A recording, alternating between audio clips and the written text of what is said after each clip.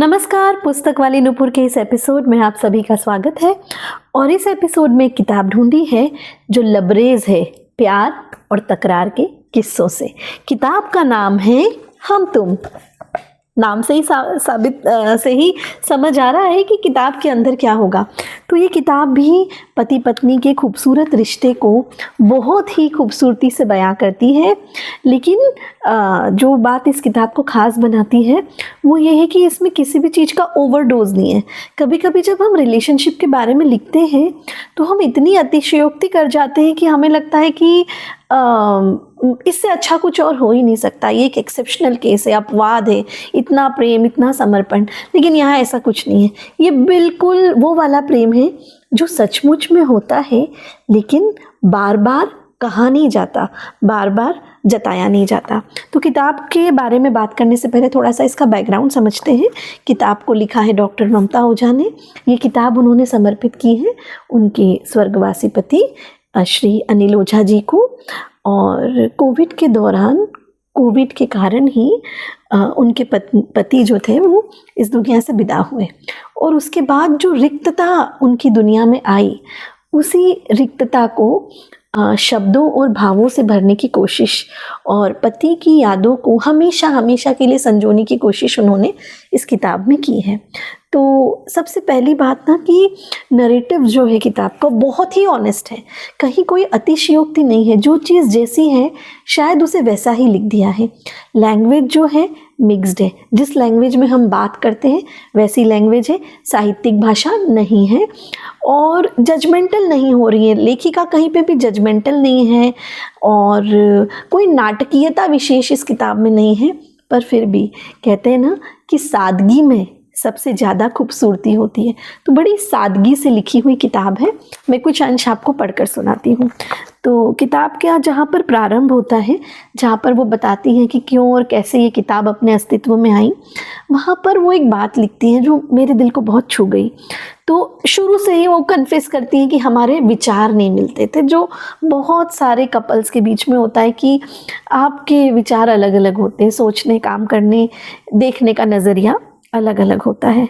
तो वो लिखती हैं, भले ही विचार न मिलते हों पर आपके पीछे स्कूटर पर बैठ जो सुरक्षित महसूस होता था उसको बयान करना मुश्किल है।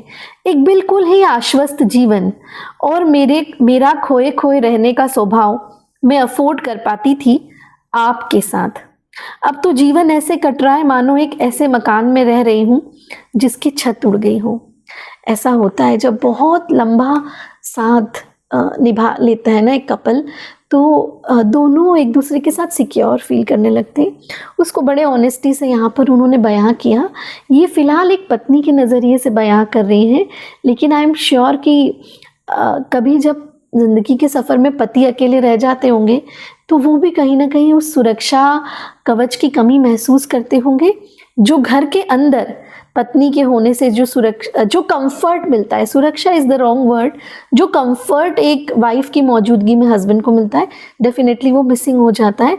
और घर से बाहर की दुनिया में जो सिक्योरिटी एक वाइफ को अपने हस्बैंड के साथ मिलती है, कहीं ना कहीं वो मिसिंग हो जाता है। तो इसमें बहुत छोटे छोटे किस्से हैं, जैसे मालवी आलू को लेकर बात की गई है कि जो लेखिका हैं ममता जी, उन्हें मालवी आलू पसंद थे। जब उनके हस्बैंड शॉपिंग करने जाते, सब्जी ले आते तो मालवी आलू नहीं लाते, मालवी आलू, मालवी गुड़। इंदौर के मंदिरों का जिक्र है इसमें। कैसे एक कपल साथ चलता है, साथ घूमता है, कैसे कैसे छोटी छोटी बातों में डिफरेंसेस होते हैं, फिर दोनों एक हो जाते हैं। तो ऐसे छोटे छोटे प्यारे प्यारे से चैप्टर इस किताब में हैं। मैंने एक चैप्टर चूज़ किया है आपको सुनाने के लिए, जिसका नाम है मेथड्स वर्सेस भाव। तो पूजा की बात हो रही है और ऐसा 80% फैमिलीज़ में होता है कि जब हम पूजा पाठ के लिए बहुत तैयार होते हैं उसी समय घर में कोई नाराज़ हो जाता है, क्योंकि किसी एक को चाहिए होता है कि पूजा की सारी विधियाँ बिल्कुल अक्षरशः पालन कर ली जाए, और कोई एक होता है जो टाइम, कन्वीनियंस, बच्चों का मूड देखकर कहता है कि भाई भगवान तो भाव के भूखे हैं, एक दो बात इधर उधर हो गई तो कोई बात नहीं, श्रद्धा और विश्वास सच्चा होना चाहिए, भक्ति का भाव सच्चा होना चाहिए। और ये डिफरेंसेस आपको एक दो नहीं कई परिवारों में मिलेंगे। तो उसी के बारे में जिक्र है। और वो लिखती हैं कि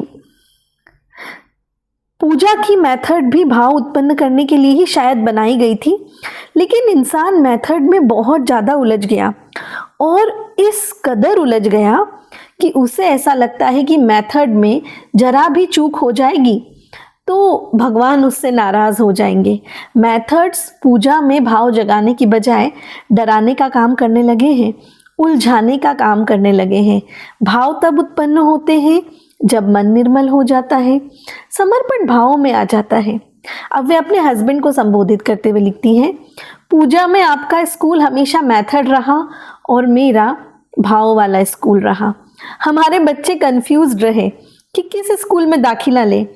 उन्होंने लेकिन जब तक आप साथ रहे आपकी कक्षाएं अटेंड करी और अब वो मेरे भाव की कक्षाएं अटेंड कर रहे हैं। जब तक हम आपके साथ रहे हमने भगवान को आपके तरीकों से पूजा।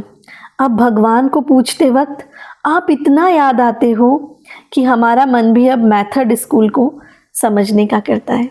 कितनी खूबसूरत बात कही ना।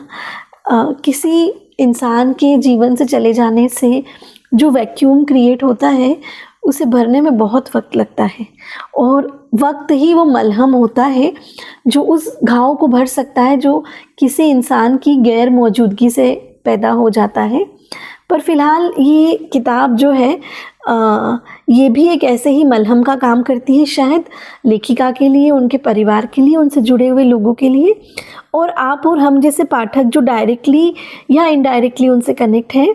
तो हम जब ऐसी किताबों से पढ़ते हैं तो इनडायरेक्टली एक सबक मिल जाता है कि हमें आज में जीना चाहिए और आज जो है उसको कोशिश करके बेहतर बना लेना चाहिए और रिश्तों में जो है अपनी वाली चलाने की बजाय हो सके तो दूसरे वाले को समझने की कोशिश करना चाहिए। तो बड़ी खूबसूरत किताब है, इनडायरेक्ट मैसेज देती है, खूबसूरती से लिखी गई है। नाम है हम तुम। आपने ये वीडियो यहाँ तक देखी है, इसका मतलब है कि आपको मेरा कंटेंट अच्छा लग रहा है। कंटेंट अच्छा लग रहा है तो जाते जाते बेल आइकॉन दबाकर चैनल को सब्सक्राइब भी कर लीजिए। मैं आपके लिए ऐसे ही किताबें और ऐसे ही किस्से ढूंढ कर लाती रहूँगी। नमस्कार।